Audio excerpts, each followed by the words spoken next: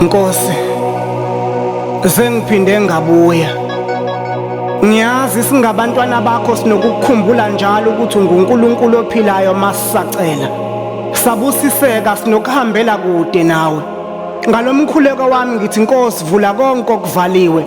Nkosi ngicela ungiphe isibindi, ngicela ungiphe uthando. Ngicela ungiphe isimilo, ngicela ungiphe inhlonipho.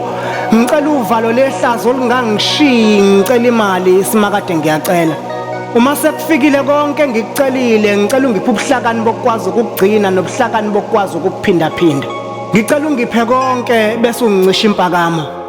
Kungenzeka ukuthi konke ngikucelayo wena ungihlelelanga khona. Okusezinhlelweni zami ngami kungenzeka kukho ezinhlelweni zakho ngami. Uma kunjalo ngicela ungiphe amandla okwamukela nokuneliseka. Qalekisa inhliziyo engaphandle phe kwami. Yokuhalela impilo zabanye ngenze ngibone ubuhle nakule yami.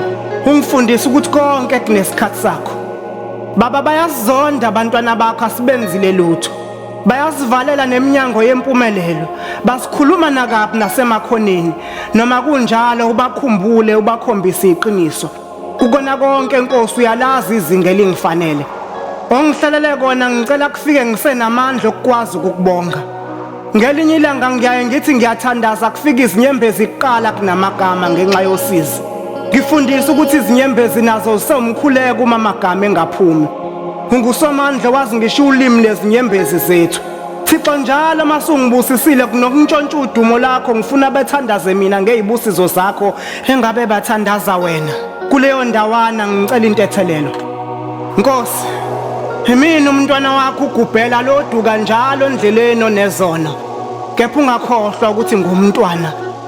Nanku umbhalo ngokaGubhela chapter 1 verse 1.